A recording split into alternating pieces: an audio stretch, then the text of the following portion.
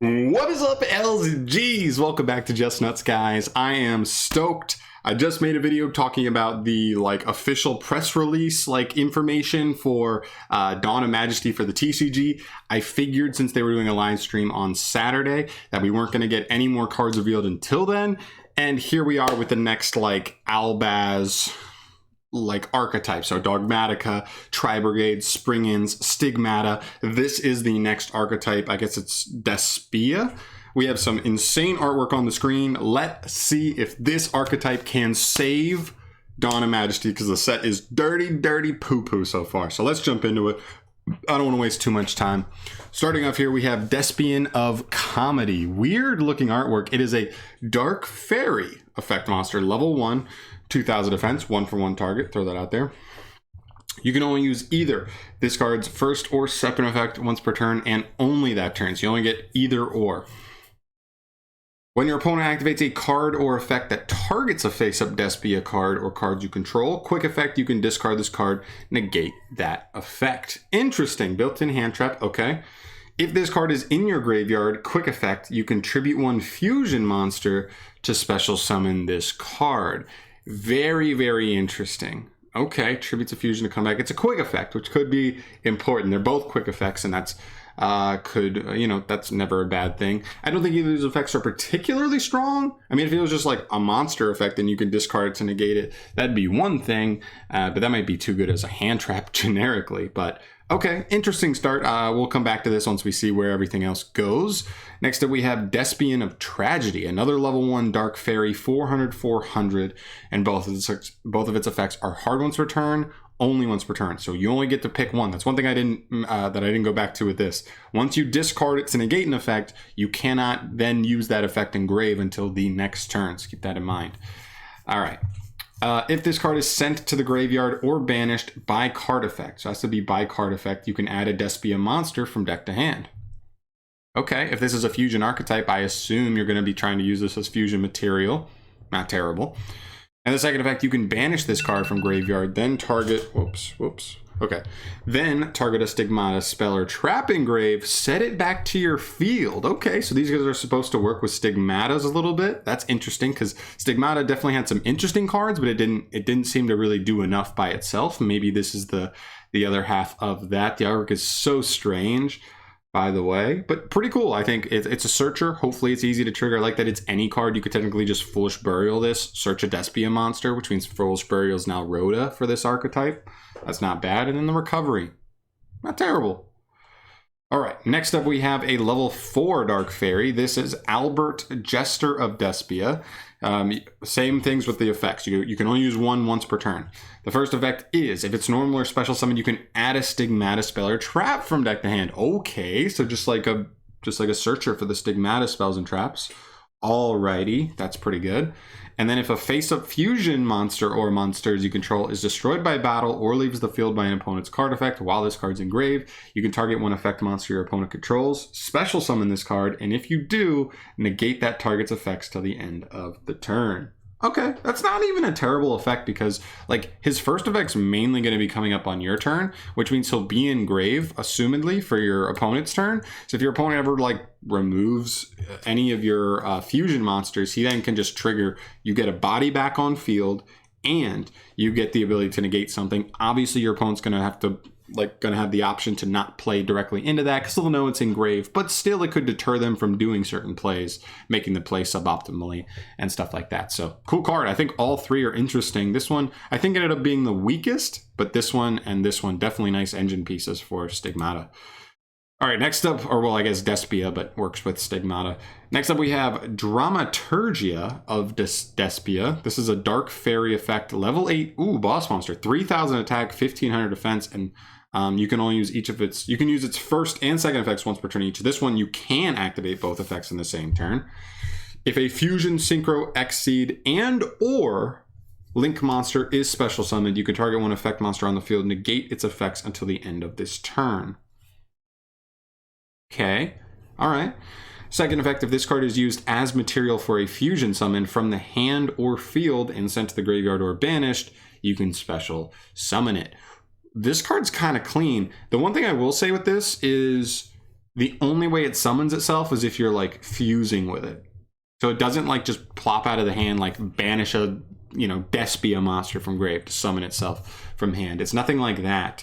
But if this is a fusion archetype, assuming you're able to just use it as material, it comes back. And it is disruption. As far as this disruption effect, it's not amazing, but it's also not terrible. You got to consider that this just says any of these monsters. So you could try and find ways to quick effect, do this on your opponent's turn, like summon your own monster to then negate something, just get a quick imperm effect off. Or if your opponent fusion summons, synchro summons, exceed summons, and or link summons, you can negate that, right? So, even though it needs to be triggered, your opponent can trigger it. Anybody playing with an extra deck is going to be potentially negatable by this. And it's a 3,000 body. I think this is a pretty good card for the archetype, definitely. Then we get to some fusions. So this is the hypeness, right? These are your big boss boys. This is Despian Quaritus. Yikes. This is a light fiend fusion effect monster, level 8, 25/25 for the stats. It takes one Despia monster plus a light or dark. That's pretty generic for the other materials. Maybe we could see some Shadal action. I don't know. You can only use this card's first and second effects once per turn each. During the main phase, quick effect, you can change the attack of all face-up monsters currently on the field to 0, except level 8 or higher fusion monsters until the end of this turn. Oh, okay, that could definitely help with OTK. Running over boards going second, not terrible, but also scaring your opponent out of, like, if they try to declare that they're going to enter battle phase at end of main, just make everything 0. Not terrible. Okay, not an amazing effect, but not the worst thing either. Also, if this face-up card you control leaves the field by an opponent's card effect, you can add to your hand or special summon a Despia monster or Fallen of Albaz. So this is just the same effect we see with like the other fusions we've seen in the other archetypes, getting you at either Albaz or one of their own. The one thing I don't like with this is it has to leave the field by an opponent's card effect. This isn't, you can't like send this with any of your other cards in the other archetypes that just like send something from extra deck to trigger this to get a Despia, unfortunately, but it's still a float. I think this one's pretty weak, to be honest. We'll see what the other ones are. Next up, we have Despian Proscenium. It's a light fiend effect monster, level 11, 32/32. Those are some stats right there. Damn. It takes one Despia monster, one light monster, and one dark monster. Whew, we better have we better have a nasty fusion spell. Okay, both effects are hard ones per turns. During the main phase, quick effect, target one fusion, synchro, exceed, or link monster in your opponent's graveyard. Either banish it or special summon it to your field. Whoa, okay. All right, so if you out anything, or maybe if your opponent just like uses it as link up material, you can then just reborn something. Doesn't negate its effects, doesn't keep it from attacking. It's just yours now. Very, very interesting. The only thing about this is I haven't really seen a great way in the archetype to out things, really. And theoretically, your opponent's only going through engine cards and putting those in grave. They're usually not putting like big, powerful boss monsters in grave themselves. So like, you know what, like, does that make sense? Like your opponent's going to have those on the field. They're only going to have like the link materials and stuff in grave. So I'm curious how actually good that is, but I think it's obviously a powerful effect. Also, when this card destroys an opponent's monster by battle and inflicts battle damage, you can inflict battle damage to them equal to the destroyed monster's original attack or defense, whichever is higher. Cool. I mean, we're already 3,200, but now we're just doing that extra damage, which is pretty cool. Like that. We have a field spell. All right. This is Despia the Stigmatica Theater. It's a spell card, a field spell. You can only use its first and second effects once per turn each. During your main phase, you can fusion summon one level 8 or higher fusion monster from extra deck using monsters from your hand or field as fusion material. Holy crap. That is completely generic other than needing to summon a level 8 or higher fusion. And if yeah, that's literally any fusion monster in the entire game as long as you have materials on field or in hand. That's kind of crazy. Terraforming's now like polymerization. If a face-up non-fusion fairy monster you control is destroyed by battle or leaves the field by an opponent's card effect, you can target one level 8 or higher fusion monster in grave and special summon it. Okay, so like after you've already gone through one of your fusions, you can anytime you just kind of you can even try and just wall up with any of your like fairies. And if your opponent ever tries to remove it, either by battle or with card effect, you're going to be able to like float into one of the boss monsters you already went through. That's kind of cool. I like that it's any level 8 or higher fusion monster also, so that's also pretty generic. Cool. Next up we have Stigmatic. Okay, so the last card in the archetype, Stigmatica Curtain Rise. It is a quick play spell. You can only use this card's first and second effects once per turn each. Quick play. Discard one card, then add to your hand or special summon in defense position one Despia monster from your deck. Okay, really interesting here. The way this is worded makes me think that discarding is not cost. That's actually by effect, which means it would trigger stuff like, what is it? Is it the first monster? No, it's the second one, right? If it's sent to the graveyard by card effect, right? So this would be sending it via card effect if you're discarding it for cost, or not for cost, but by effect here. Then you get another one. Really good. You cannot special summon monsters from the extra deck after this resolves, except for fusions. Okay, that's pretty standard for this. This is very fusion-centric archetype, clearly. And the last effect, if a fusion monster or monsters you control would be destroyed by card effect, specifically card effect, not battle, you can banish this card from your graveyard instead. That is a also really nice follow-up effect. Just in general, you have one blanket like protection from the destruction for any fusions you have on the field.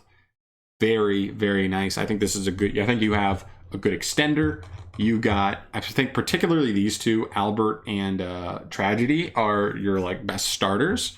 You've got a cool field spell, which is searchable, by the way. Keep in mind, these are Stigmatica cards, right? So I think these are, hold on, I want to make sure, I just want to make sure. Yep, add a Stigmatica spell or trap. So you can add the field spell off of this guy or the other one. Same thing with this one. She can reset any of those. So that's also really good.